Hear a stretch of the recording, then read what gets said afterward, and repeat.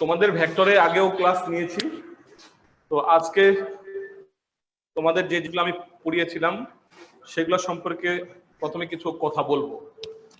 তো তোমাদের ভেক্টরের সামান্তরিক সূত্র হয়ে গেছে। সামান্তরিক সূত্র থেকে আমরা ভেক্টরের লব্ধির মান নির্ণয় করছি, লব্ধির দিক নির্ণয় করছি, এবং কিভাবে দুটা ভেক্টরের যোগফল সর্বোচ্চ হয়, বা কিভাবে দুটা ভেক্টরের মান সর্বোচ্চ হয় আর কিভাবে দুটা ভেক্টরের মান সর্বনিম্ন হয় সেগুলো নিয়েও আমরা কথা বলেছিলাম। দুটা ভেক্টরের দুটি ভেক্টরের লব্ধির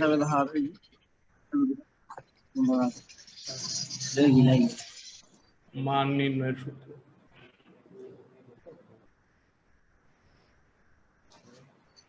তো এখানে দুটো, যদি এটা তোমার দুইটা ভেক্টর, একটা হচ্ছে পি আর একটা হচ্ছে কিউ,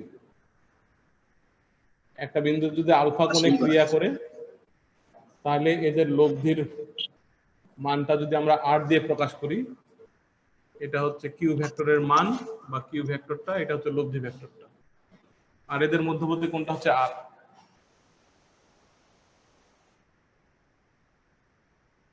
মানটা কি হবে? P square plus Q square plus 2pq cos alpha cos alpha. এটা তোমরা জেনে গেছো যে এখানে আলফাটা হচ্ছে কি পি এবং কিউ ভেক্টর দুইটার মধ্যবর্তী কোণ, আর পিটা হচ্ছে প্রথম ভেক্টরের মান, আর কিউটা হচ্ছে দ্বিতীয় ভেক্টরের মান, আর আরটা হচ্ছে এই লব্ধির মান বা দুইটা ভেক্টরের লব্ধির মানটাকে আমরা আর দিয়ে প্রকাশ করছি। তাহলে এখানে এই আরটা মান পাওয়া যাবে এই সূত্র দিয়ে। তো যদি তোমাদেরকে বলি যে যদি পি এর মান তোমাদেরকে বললাম যে 10 নিউটন, আর কিউ এর মান বললাম যে 5 নিউটন, আর আলফার মানটা তাহলে এখান থেকে আর এর মানটা কি বের হয়ে আসবে না? হবে কি না? ক্লাস শুরুতে অনলাইন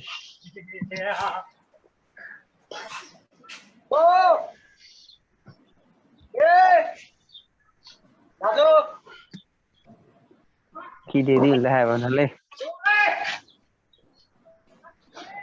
কি আছে এত সময় সাদা ক্লাস করা যায়। কাল ফোন দিছি ভাই মিউট করে কথা ভাই মিউট করেন। হ্যাঁ ওরা কি বলতেছে? এই তোমাদের কোনো প্রশ্ন আছে?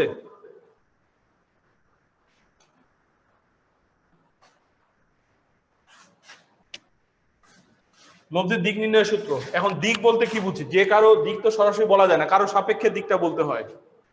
তাহলে কারো সাপেক্ষে যদি বলি, তাহলে এখানে এই লব্ধির দিকটা পি এর সাপেক্ষে যদি θ1 ধরি, আর কিউ এর সাপেক্ষে যদি θ2 ধরি লব্ধির দিকটা, তাহলে θ1টা কি হবে?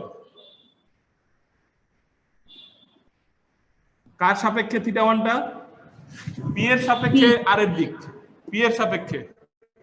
তাহলে θ1টা হচ্ছে কি tan ইনভার্স, তাহলে যার সাপেক্ষে আমরা নিচ্ছি তার অপোজিট ভেক্টর হচ্ছে কিউটা, তাহলে কিউ sin আলফাটা উপরে যাবে, আর ডিভাইড বাই হচ্ছে অপর ভেক্টরটা plus Q P plus Q sin alpha cos alpha. এখানে লব্ধির দিকটা কার সাপেক্ষে বের করা হলো?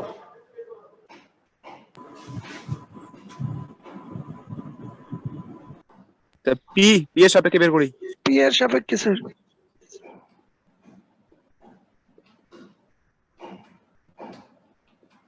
সাপেক্ষে।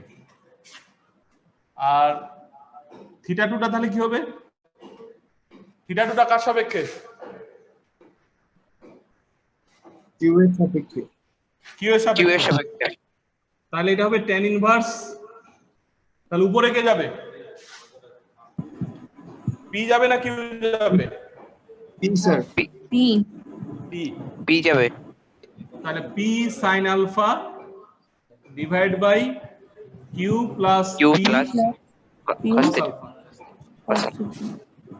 এটা হচ্ছে লব্ধির দিক কার সাপেক্ষে? কিউ এর সাপেক্ষে। লব্ধির দিক কিউ এর সাপেক্ষে।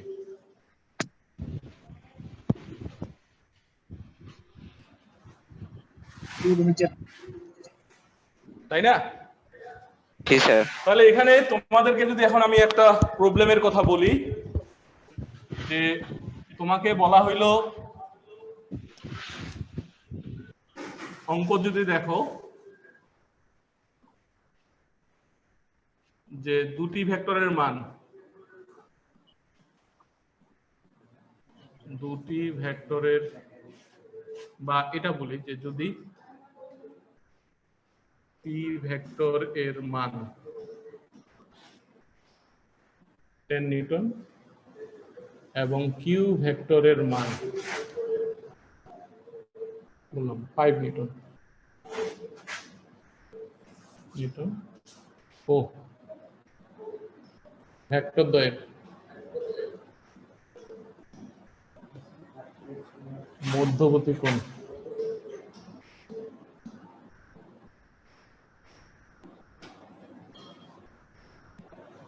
হয়, তাহলে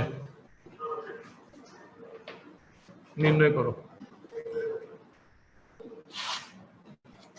1 নাম্বার।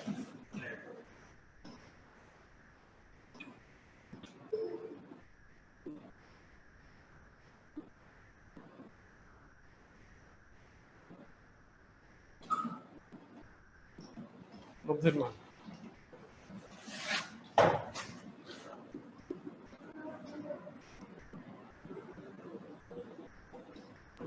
স্যার বোর্ডটা ঝাপসা দেখতে পাচ্ছি।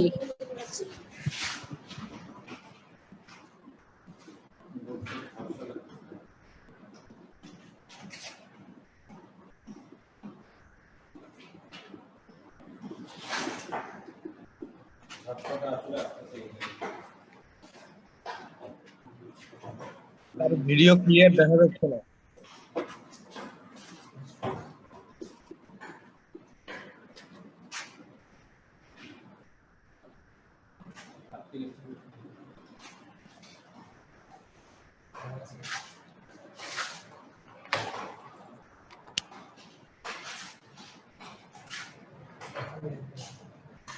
কি এখন দেখতে পাচ্ছ? সমস্যা করতে স্যার। জি স্যার। দেখো এটা একদম প্রথম দিকের এক ধরনের প্রবলেম, যে এখানে আমি 3টা প্রশ্ন তোমাদের কাছে এখানে বলছি, 4টা। ভেক্টর দ্বয়ের লব্ধির মান, এটা তো সহজেই পারবা। এটা ফর্মুলাটা হচ্ছে কি, আমার পি এর মান জানা আছে, p square plus Q square plus 2p q cos alpha. 14.54। হ্যাঁ, তাই না? যেটা বের হবে সেটাই। আর এককগুলা দেখবা, এককগুলা হচ্ছে এই ভেক্টর রাশিগুলার যে একক, লব্ধির এককটা সেটাই হবে। এই দুইটা যদি বল হয়, লব্ধিটা অবশ্যই বল হবে। পি ভেক্টরের সাপেক্ষে লব্ধির দিক, তাহলে এখানে থিটা 1 এর ফর্মুলাটা কি হবে?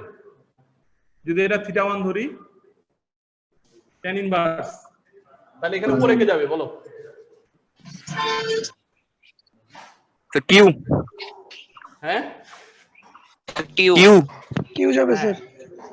Q sin alpha divide by কি, P plus Q cos alpha, যেটা বের হবে 9.89। হ্যাঁ, এটা কি হবে? এটা যদি থিটা 2 হয়, কিউ এর সাপেক্ষে লব্ধির দিক, পি সাইন আলফা। তাহলে পি সাইনটা উপরে যাবে। অপোজিট ভেক্টরটা যার সাপেক্ষে লব্ধির দিক বের করতে বলবে, তার অপোজিট ভেক্টরটা উপরে যাবে। যেমন এটা কিউ এর সাপেক্ষে, তাহলে পিটা উপরে যাবে। P sine alpha divide by হচ্ছে অপোজিট ভেক্টর প্লাস সেই ভেক্টরের cos alpha, q plus p. তাহলে এটা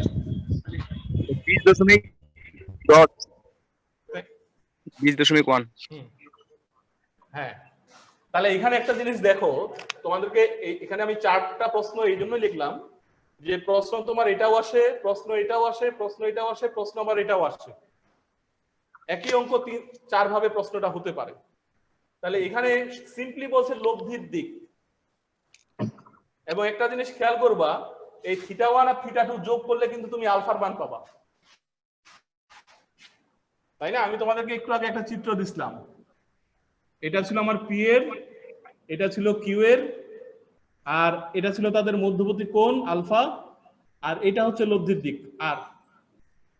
তাহলে এটাকে বলছি আমরা θ1, এটাকে বলছিলাম θ2। তাহলে চিত্র থেকে দেখো যে এই θ1টা কি, θ1 প্লাস θ2, এই দুটা যোগ করলে কি আলফাই পাওয়া যাবে না? জি স্যার। দেখো এই দুটা যোগ করো, তুমি 60 ডিগ্রি পাবা এখানে। তো যাই হোক, যদি অঙ্কে তোমাকে বলে পি এর সাপেক্ষে লব্ধির দিক, তাহলে অবশ্যই এটাই করতে হবে, এই θ1 এর সাপেক্ষে ফর্মুলাটা দিয়ে তোমাকে অঙ্কটা বের করতে হবে। যদি বলে কিউ এর সাপেক্ষে, তাহলে θ2টাই তোমার অ্যান্সার, θ1টা আর অ্যান্সার হবে না। কেউ যদি θ1টা দিয়ে অঙ্ক করে তাহলে কিন্তু ভুল হয়ে যাবে।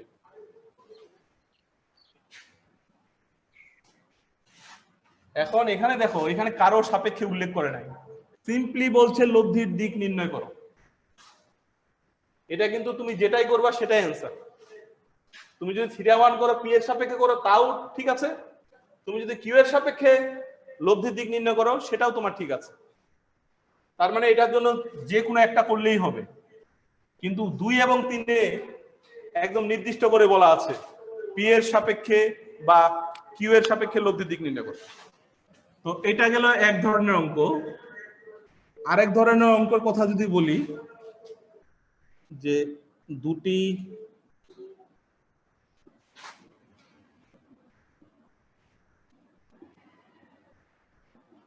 ভেক্টরের মধ্যবর্তী কোণ কত হলে এদের লব্ধির মান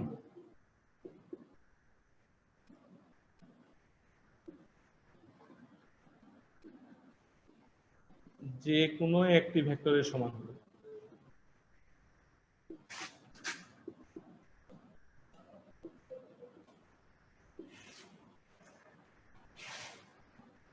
দুইটা সমান মানের ভেক্টরের মধ্যবর্তী কোণ কত হলে এদের লব্ধির মান যে কোনো একটি ভেক্টরের সমান হবে।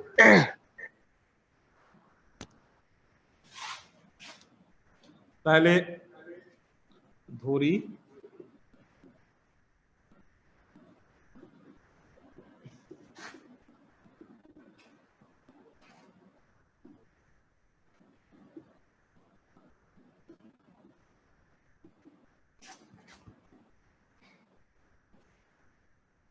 আলফা ধরলাম, তাহলে এখানে দেওয়া আছে কি প্রথম ভেক্টরের মান, এটা পি ধরে নিলাম, 120 ডিগ্রি সম্ভবত। হ্যাঁ। দ্বিতীয় ভেক্টরের মান কত হবে? প্রথম ভেক্টরের মান যদি পি হয় এই প্রশ্ন অনুযায়ী, তাহলে দ্বিতীয় ভেক্টরের মান কত হবে? পি। দ্বিতীয় ভেক্টরের মানও পি হবে, কারণ এখানে বলা আছে দুইটা সমান মানের ভেক্টর। লব্ধির মান কত হবে? এটাও p. R equal to p, কারণ প্রশ্ন এটাও বলছে যে লব্ধির মান যে কোনো একটা ভেক্টরের সমান হবে। তার মানে এই ভেক্টরের মান যদি পি হয়, এই ভেক্টরের মান যদি পি হয়, তাহলে এই ভেক্টরের মানও কি হবে? পি হবে। এই ভেক্টরের মানও পি হবে। লব্ধির মান যে কোনো একটা ভেক্টরের সমান, তাই দুইটা ভেক্টরের মানই তো পি, দুইটা ভেক্টরের মান তো একই, তাহলে অবশ্যই লব্ধির মান যে কোনো একটা ভেক্টর পি হবে। আর ভেক্টরদের মধ্যবর্তী কোণ কত?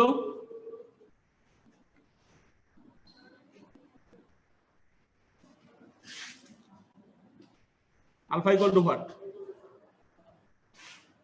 তাহলে দেখো আমরা যে লব্ধির ফর্মুলাটা জানি, এই যে R equal to P square plus Q square plus 2p q cos alpha.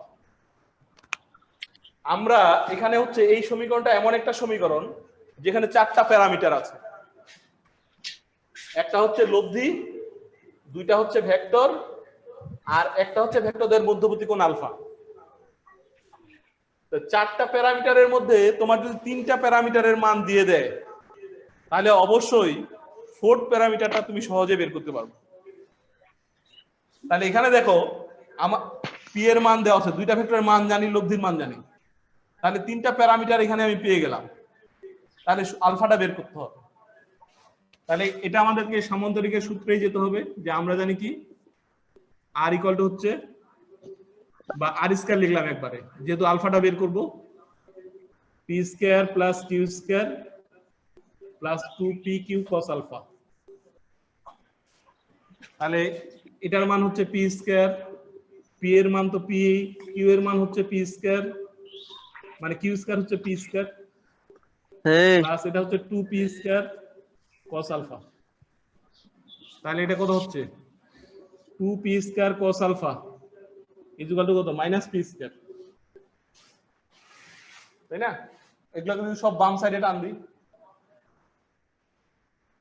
তাহলে cos আলফা ইকুয়াল টু কত, তাহলে এই p স্কয়ার আর এই p স্কয়ার ক্যান্সেল হয়ে যাবে, তাই না? তাহলে cos আলফা হচ্ছে মাইনাস হাফ, তাহলে আলফা ইকুয়াল টু হচ্ছে 120 ডিগ্রি। 120। জি স্যার। তাই না? তো এই এক ধরনের হচ্ছে এই সামান্তরিকের সূত্রের সাহায্যে আমরা এগুলা খুব সহজে এগুলা বের করে ফেলতে পারি। এখানে আরেক ধরনের অঙ্ক তোমাদের আছে, সেটা হচ্ছে নদী এবং স্রোত, যেখানে আমরা সামান্তরিকের এই সূত্রগুলা প্রয়োগ করব।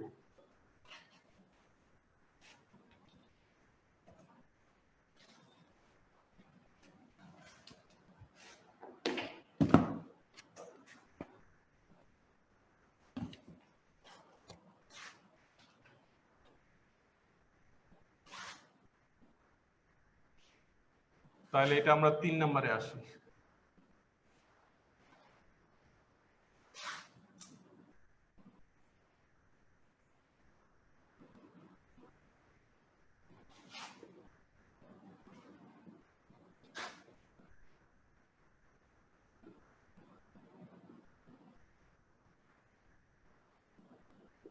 Five kilometre per hour.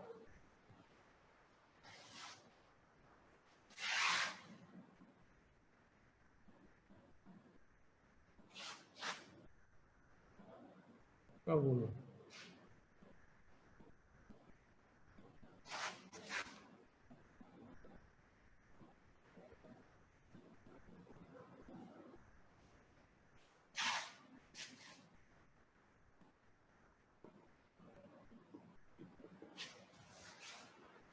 একটা নদীতে স্রোতের বেগের মান হচ্ছে 6 কিলোমিটার পার আওয়ার এবং একটি নৌকাকে 12 কিলোমিটার পার আওয়ার বেগে চালনা করা যায়।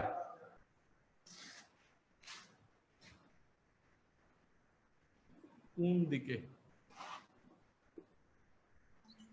স্যার ঝাপসা দেখাচ্ছে, পরিষ্কার দেখাচ্ছে না স্যার। এই নেটের কানেকশনটা সমস্যা নাকি? নেট কি ফোকাসের সমস্যা?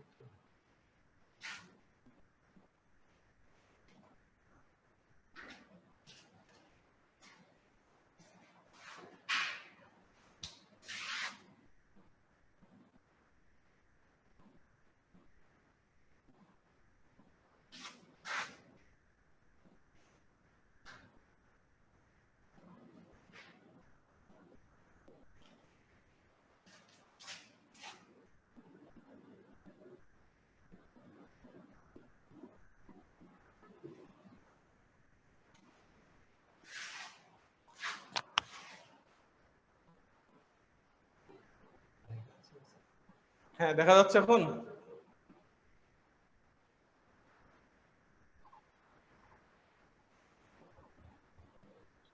ক্লিয়ার দেখাচ্ছে না স্যার।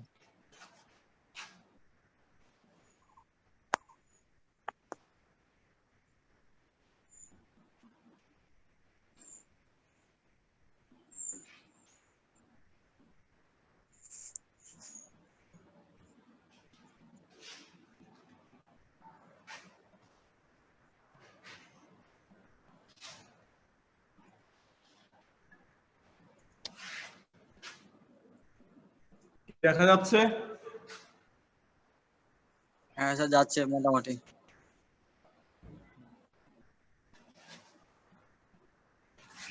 তো এখানে দেখো এই নদী এবং স্রোতের যে অঙ্কগুলো আছে, তোমরা যদি চিত্রটা যদি বুঝতে পারো তাহলে কিন্তু খুব সহজে এই অঙ্কগুলো করতে পারবা। তো যে কোনো অঙ্ক আসলে চিত্রের সাহায্যে যদি একটু মেমোরাইজ করো বা বোঝার চেষ্টা করো তাহলে অঙ্কটা তোমার জন্য ইজি হবে এবং এটা কোনোদিনও তোমরা ভুলতে পারবা না। তাহলে এটা একটা নদী, তাহলে স্রোত কোন দিকে আছে? স্রোত এইদিকে আছে। ধরলাম স্রোতের বেগটাকে আমরা পি দিয়ে প্রকাশ করলাম, তাই না?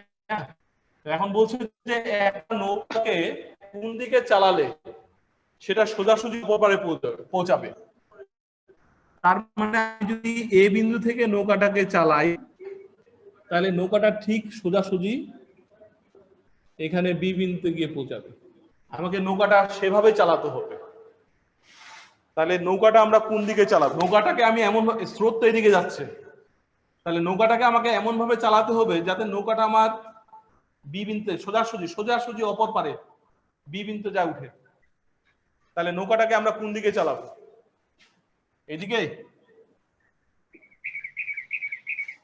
না স্যার, এদিকে চালালে কোন দিকে উঠবে? আর উল্টো দিকে চালাতে, উল্টো দিকে আরো চালাতে। এদিকে, নাকি স্রোতটাকে টেনে নিয়ে যাবে এখানে যা নৌকাটা মনে করে উঠবে, তাই না? সে কিন্তু এদিকে উঠবে না। স্রোতের বিপরীতে চালাতে হবে।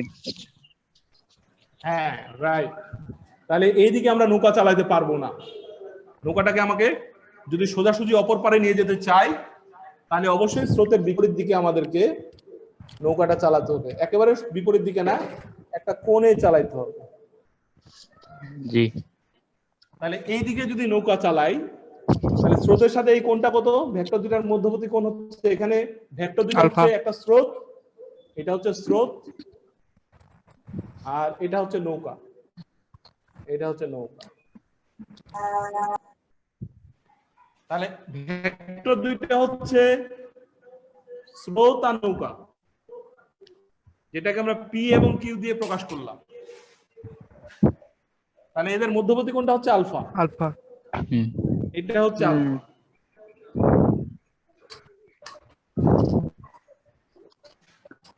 তাহলে বলো দেখি লব্ধি কোনটা? লব্ধি এবি। লব্ধির দিকটা কোন দিকে এবি, হবে? এবি। লব্ধির দিকটা হবে এ থেকে বি, রাইট? এবির দিকে। তাই না? তাহলে দেখো আমি তিনটা ভেক্টরে পেয়ে গেলাম, পি কিউ আর, দুইটা ভেক্টর আর একটা হচ্ছে তাদের লব্ধি ভেক্টর। তাহলে এখানে আমাদের তো দেওয়া আছে শুধুমাত্র এই দুইটা ভেক্টরের মান দেওয়া আছে। তাহলে কোন দিকে নৌকাটা চালালে নৌকাটা সোজাসুজি অপর পারে পৌঁছাবে? আমরা ধরে নিলাম যে চিত্রে দেখতে পাচ্ছ যে স্রোতের সাথে আলফা কোণে নৌকাটাকে যদি চালনা করা যায় তাহলে নৌকাটা ঠিক সোজাসুজি অপর পারে গিয়ে পৌঁছাবে। তাহলে এখন বলো আমার তো টার্গেট হচ্ছে কি? তাহলে আমাকে আলফাটা বের করতে হবে। এই আলফাটা আমাকে বের করতে হবে। হোয়াট? স্যার 120 ডিগ্রি কোণে চালনা করতে হবে। হ্যাঁ 120 ডিগ্রি কোণে চালনা করতে হবে। হ্যাঁ, আমার কথাটা শুনো এখন। আগে পণ্ডিতি করিস কেন ভাই? যে এখানে তো আমাদের ফর্মুলা তো দুইটা জানি আমরা। একটা লব্ধির মান নির্ণয়ের formula, p square plus Q square plus 2pq cos alpha. আমরা ভেক্টর সামন্তরিকের সূত্রে এই একটা সূত্র জানি আর একটা সূত্র জানি, এটা একটা লব্ধির দিক নির্ণয়ের সূত্র জানি, tan ইনভার্স। দিক নির্ণয়ের সূত্রটা কাজে লাগছে। p plus Q cos alpha. তাহলে কোনটা সূত্র দিয়ে অঙ্কটা করব আমরা? স্যার দিক নির্ণয়ের সূত্র। এটা সূত্র দিয়ে কেন হবে না? এখানে আর এর মানটা আর এর মানটা নাই। আমার এই অঙ্কটা সামন্তরিকের যে কোনো অঙ্ক, আমার সামন্তরিকের যে কোনো অঙ্ক করার জন্য দুইটা সূত্র আছে, একটা লব্ধির মান নির্ণয়ের ফর্মুলা সূত্র আর একটা লব্ধির দিক নির্ণয়ের সূত্র, তাই না? তাহলে লব্ধির মান নির্ণয়ের ফর্মুলা দিয়ে কেন হবে না? কারণ এখানে লব্ধির মান তো আমি জানি না, জি স্যার। লব্ধির মান জানি না, এই অঙ্কে লব্ধির মান বলে দেয় নাই। তাহলে লব্ধির দিক কি বলছে? লব্ধির দিক কিন্তু বলে দিচ্ছে সোজাসুজি, 90 ডিগ্রি। তার মানে এই কোণটা কিন্তু তোমাকে দিয়ে দিচ্ছে, থিটাটা হচ্ছে কত এখানে 90 ডিগ্রি, 90 ডিগ্রি। যেহেতু সোজাসুজি বলছে। এই কথাটা প্রশ্নে উল্লেখ থাকলে, এই ধরনের অঙ্কগুলাতে এই সোজাসুজি কথাটা যদি উল্লেখ থাকে, তাহলে ধরে নিবা যে অবশ্যই স্রোতের সাথে লব্ধির দিকটা হচ্ছে 90 ডিগ্রি, তার মানে স্রোত এবং লব্ধির মধ্যবর্তী কোণটা হবে 90 ডিগ্রি। এটা হচ্ছে মূল কথা।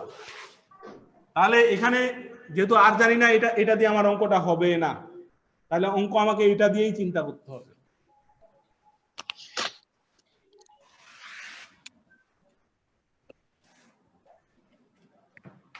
তাহলে এখানে দেওয়া আছে কি আমাদের? তাহলে এটা তো আমরা ধরে নিলাম যে আলফা কোণে ধরি স্রোতের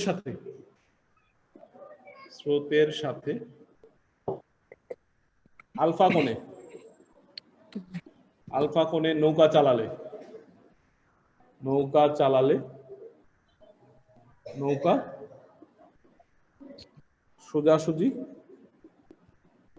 সোজাসুজি অপর পারে পৌঁছাবে,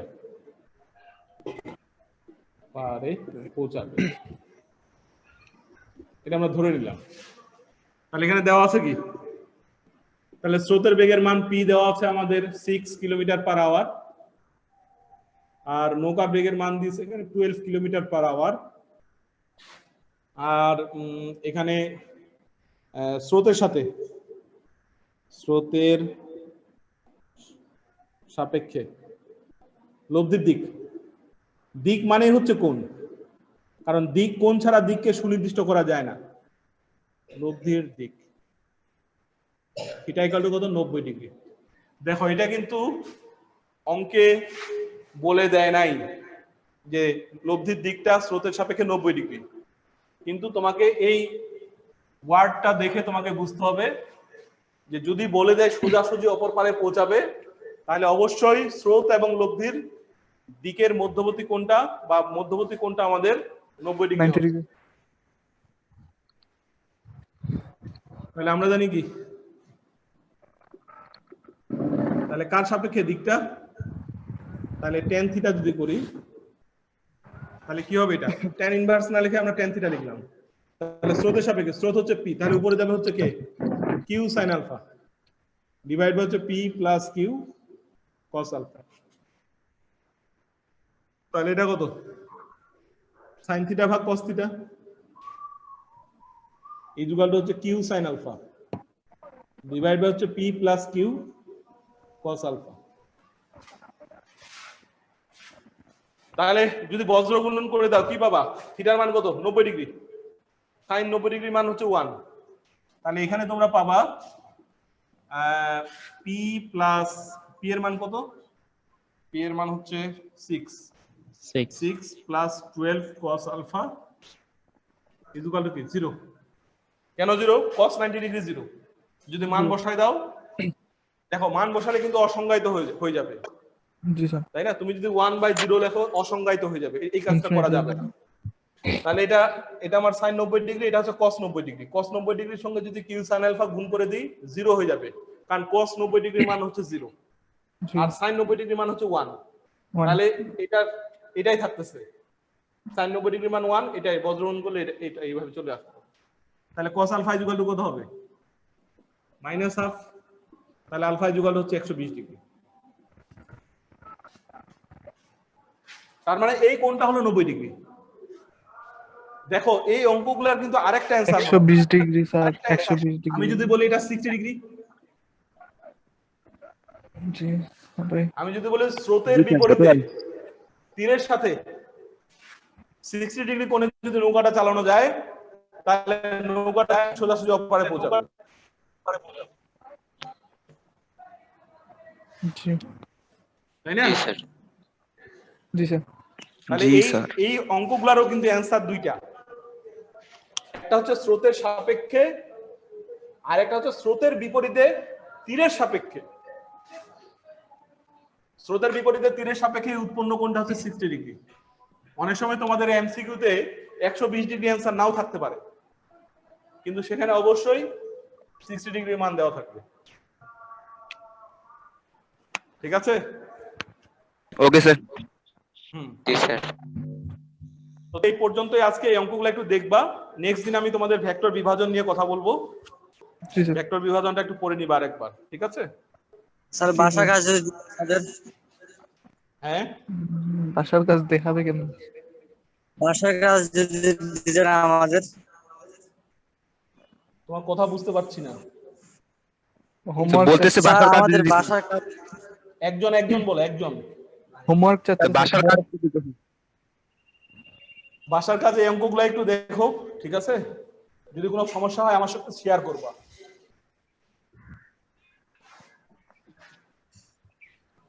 স্যার ভিডিওটা আজকে এই পর্যন্ত। ইউটিউবে দিয়ে দিন। নেক্সট দিন তোমাদের বাড়ির কাজ দিব, অর্থাৎ ভেক্টর বিভাজনটা পড়া হয়ে গেলেই তোমাদের সামান্তরিকের আর ভেক্টর বিভাজনের নিয়মের কিছু অঙ্কের পরীক্ষা নিব। ঠিক আছে আজকে এই পর্যন্ত। আল্লাহ হাফেজ।